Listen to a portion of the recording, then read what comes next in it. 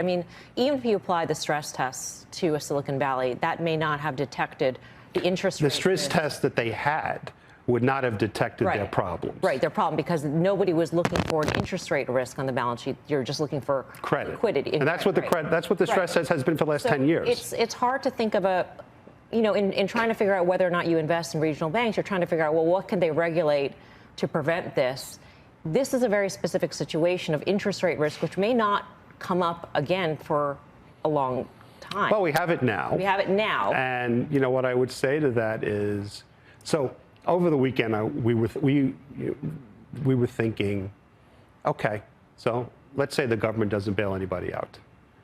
So clearly JPMorgan and Bank of America benefit.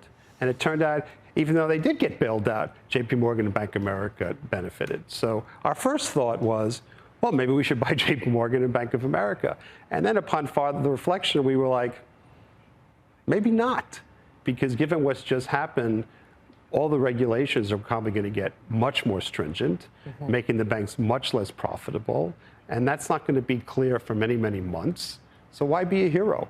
Because you have absolutely no idea what's going to happen. Would you say that the banking sector right now, with the uncertainty given what will happen on a regulation front, that financials are uninvestable right now? I would say, we were looking as a team at every single bank.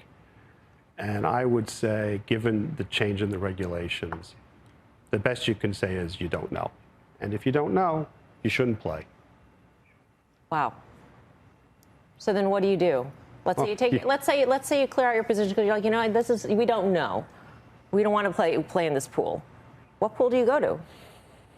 Well, that's not an easy question. Well, yeah, but I mean, I think what's happening is we're moving from one paradigm to another paradigm. So the paradigm of the last several years has been rates are very low, you're paid to take risk, and you're actually paid to take a lot of risk. So, what did the best over the last 10 years? High growth tech stocks. And what did the best within high growth tech stocks? Super high growth revenue stocks with negative earnings. Okay, so what did the worst last year? Super high growth stocks with negative earnings. Now, are people going to go back to that? I don't think so, especially if rates stay up. So what I think is coming is Tina is dead. Number one, I think you're going to have a much more diversified portfolio. You certainly can leave money in your money market fund because it's over 4%. I'm not sure if it's over 4% tomorrow. Maybe not but anymore. It's still around 4, which is fine. I think over time, you'll be able to buy some treasuries and buy some bonds. And there are going to be a lot more themes than just tech, infrastructure, bringing the supply chain back to the United States. And you're going to need to manage risk a lot more than people have. So, people who's outperformed over the last 10 years? Tech investors. The group is now so volatile. I think everybody should take their exposures down. Not that you should invest in tech at all, but you really should diversify more of your portfolio, take down your risk, manage your risk, tailor your portfolios to your clients. One size does not fit all. And given the fact that, my team and my partners and I, we go back every single day. Is there a recession? Is there not a recession? I watch your show. You've had people come on and say there is a recession, and a month later they say it's not a recession. It's a very uncertain time because we've never had the confluence of stuff that we have today. And I think that argues for taking less risk. Right. But Steve, go ahead. So if we haven't had recession yet, and the S&P never bottoms before a recession, in terms of market sequencing, and the fact that we've seen these credit reverberations and bubbles just start. I mean, how do you see this playing out, both in terms of, you don't need to give us the crystal ball on levels on the S&P. I mean, let's talk about next week, for example. At the beginning of the year, good news was good, bad news was bad.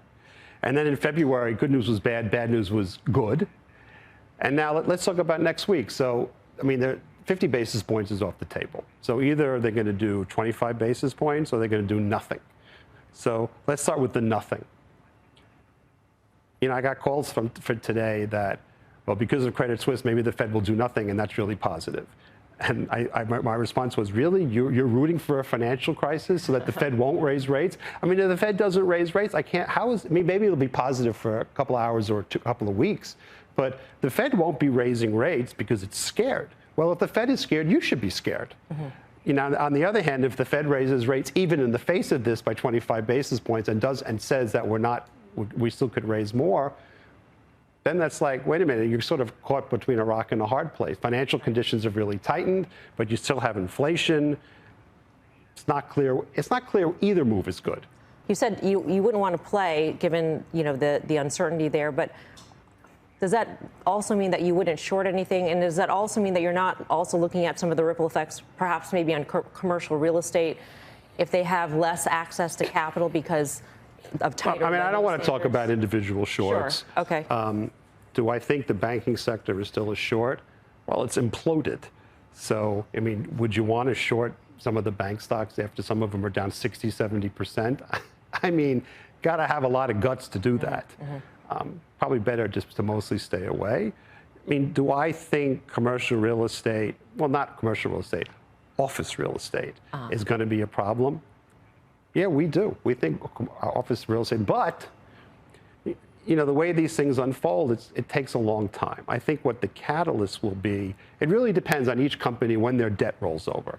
You know, if somebody bought that building 2 years ago with, you know, with long-term debt at 3%, right, and let's say it's 5-year paper, and in 5 years it's going to roll over and it's going to be 7%, that's not good.